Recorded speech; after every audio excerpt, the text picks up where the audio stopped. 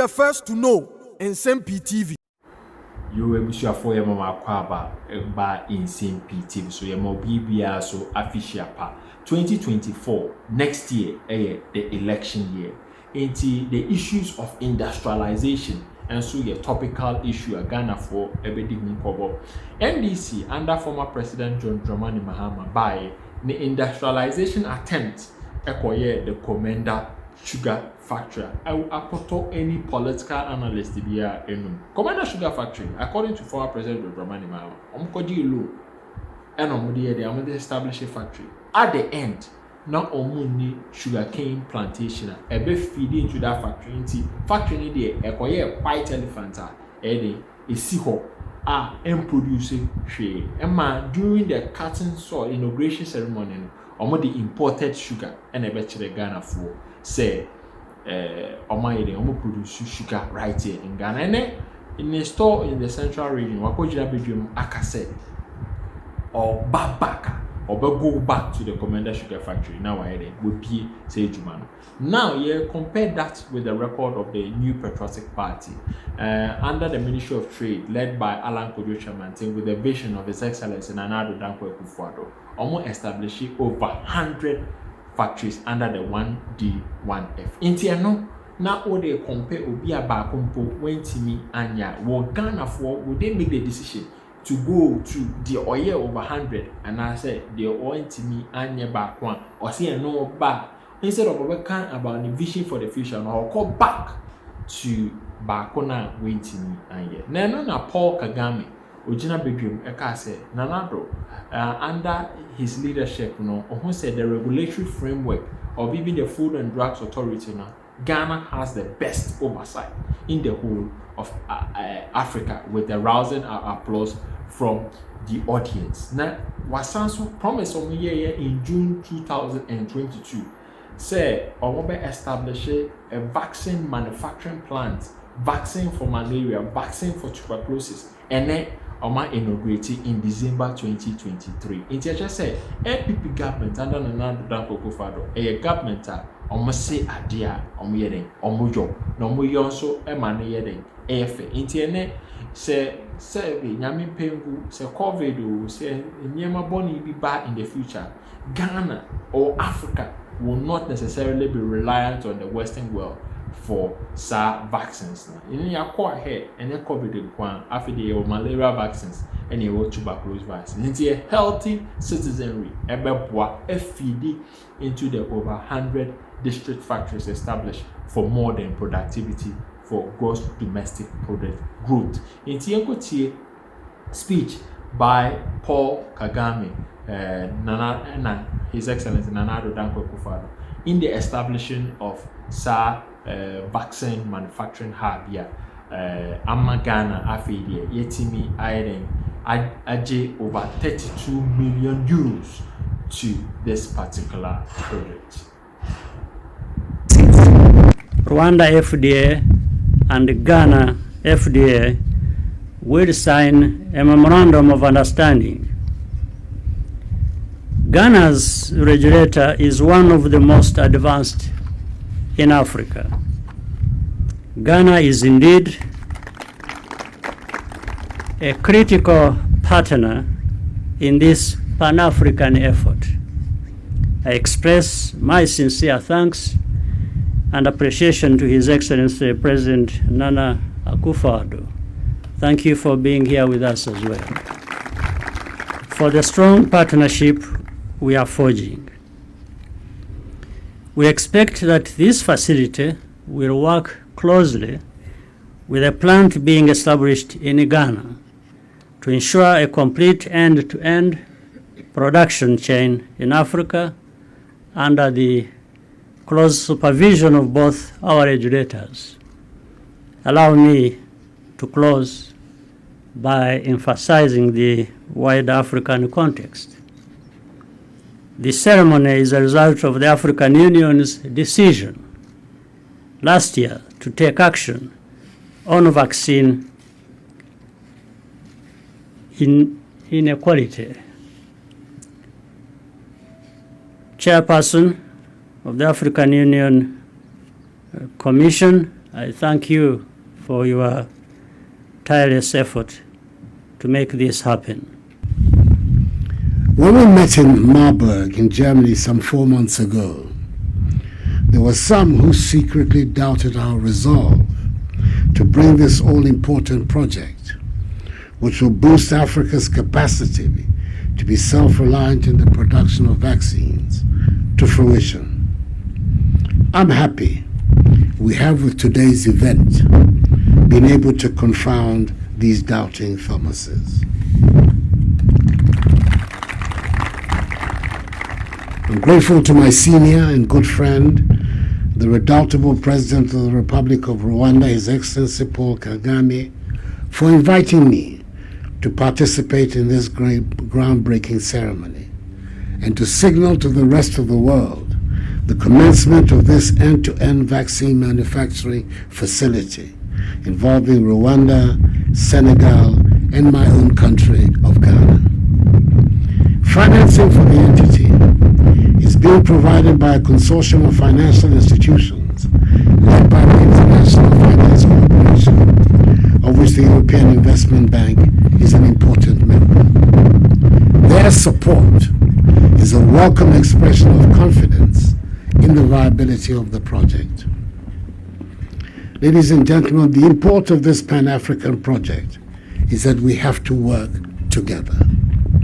That is why tomorrow, on the 24th of June, the ties of cooperation that exist between the Food and Drugs Authorities of Ghana and Rwanda will be deepened even further with the signing of a new Memorandum of Understanding. Through this, FDA Ghana, which achieved WHO Global Benchmarking Maturity Level 3 in 2020 and is working hard to achieve Maturity Level 4 by the end of this year, will assist FDA Rwanda to attain WHO Maturity Level 3 as soon as possible. Both agencies will collaborate further in vaccine drug product manufacturing, fill, finish, and lot release in their respective countries. Again, collaboration between our two countries resulted recently in a team from Rwanda visiting research institutions in Ghana with the aim of strengthening institutional development and partnership towards vaccine discovery and advancement. As I said in Marburg, the Pan-African Vaccine Manufacturing Project fits perfectly with Ghana's roadmap for domestic vaccine development and manufacturing. Ghana is ready to play her role, and I reaffirm once again her determination to make the project work successfully.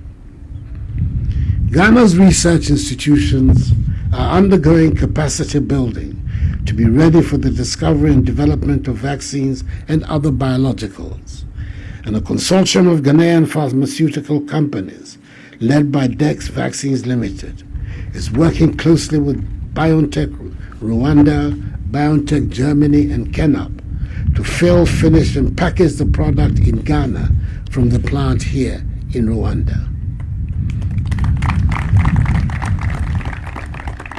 I express great appreciation to BioNTech of Germany, Kenap Foundation of Malta, the IFC, the EIB, and the other financial institutions once again for working closely together with African countries to enable the continent to achieve vaccine self-sufficiency. And I assure all and sundry that Ghana is delighted to be part of this Pan-African project to manufacture mRNA, COVID, malaria, and TB vaccines from drug substance through drug products to fill, finish, and package. Excellencies, may God bless Mother Africa and us all, and I thank you for your attention. Yamfa equity analysis, political analysis from Dr. Domfe of the University of Ghana, Legon. The analysis of the previous administration, that is former President John Dramani Mahama's 2015 and a current government. Ghana at the crossroads in 2024. No, you ever call for breaking the eight, and as you ever call for former President John Dramani Mahama.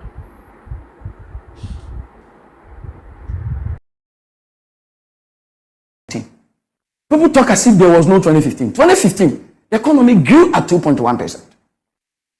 At the first half of the year, this economy that they say is collapsed. When the economy is collapsed, and we look at it from the growth perspective, when the economy grows negatively for appreciable length of time, that's where we use such words. But when we have not even grown negatively, people say we are collapsed. Now, if you are calling this economy collapse, economy that at the first quarter of the year, it grew at 4.2%. Second quarter, it grew at 3.2%. And so averagely, that gives you about 3.75, isn't it? Yes, correct. But 2015, the economy grew 2.1%. And so if you don't look at that as collapse, and you rather want to refer to the average economy growing at 3.75 as collapse economy, then I have a problem with you. You know, 2015, there was no global crisis. There wasn't, and yet the economy grew at 2.1%. That's abysmal. Very, very abysmal. You know, 2016 that it even did well, it was 3.4. It was 3.4. And so you go and look at Nando's growth rate, 6.5. You know, I don't give 2017 growth rate to Nanado. Mm-hmm. You know why? No. Because of the oil. It was oil inspired. Because you see, even if Nanado had not won, and President Mahama had won 2017, the growth would have been higher. Okay. Because we ended the growth rate with 3.4. Mm-hmm. You know, and so that anytime I'm talking about 2017, the non-oil sector grew at 4.9%. So when I'm looking at Nanado in 2017, I look at non-oil sector. You know, because that indeed was the actual growth without the oil. You know, and that's the same story I always want to tell people. And when you say Kufuor discovered oil in commercial quantity somewhere 2007, and even people said that it was, I don't know, whatever. But at the end of the day, we have to start production of oil. And because we've never produced oil before, and we have to start it, it was huge component of our GDP. And so that year, the oil, the mining and quarrying subsector grew over 200%, 208%. That was not normal. That was not normal. No, the industrial sector grew over 40%. That was not normal because the industrial sector is where we have the mining and quarrying, where the oil sector is. So if you see these figures, it is clear that that growth was oil inspired, and we grew over 14%. That has been the highest in our economic history. You know, and so the same way, I wouldn't say that it was because of any effort of that government that year, 2011, that's why we got that growth. I will also say the same thing, that 2017 growth was oil inspired and it wasn't Nanado's growth. But you push from 2018, look at the other sectors, telecommunication, look at the agricultural sector. That was almost dying because under President Mahama 2014, as I said, agricultural sector grew 0.9%. We were going zero without our agric, you know, but that one. The IMF figures put a negative growth. Yeah, some for agricultural sector. Some of the under President Mahama, under equity. Yeah. And so we were not doing well at all. But that one, you don't blame him so much because the agricultural sector is generally rain fed. And so those years under President Mahama, maybe one of the reasons why he also didn't do very well, it didn't rain much.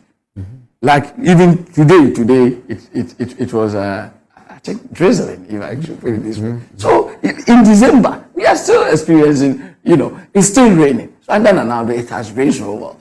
I wouldn't say he's the one who brought it, but under President Mahama we were not seeing that much, and that even affected Akosombo. Akosombo nearly dried, and that's why we had the Dumso and all those things. So agriculture sector nearly died. Plantain sellers. We're going to Cote d'Ivoire to buy plantain to come and sell in Ghana. Maize, we were importing maize. Today, go to Techiman market and see. They don't even have food is in abundance everywhere you go. My village there, I go and see food. Everywhere there is food. But the problem is the structure. Our public transport system is so bad, so weak. And so it doesn't matter how much food you have somewhere there, it doesn't get to Accra. Or it gets to Accra at a very exorbitant, people who have to transport, who have to pay so much, so before they get here, we can't buy. And that's part of the reason why. But we shouldn't forget that whatever you want to buy, you can get it.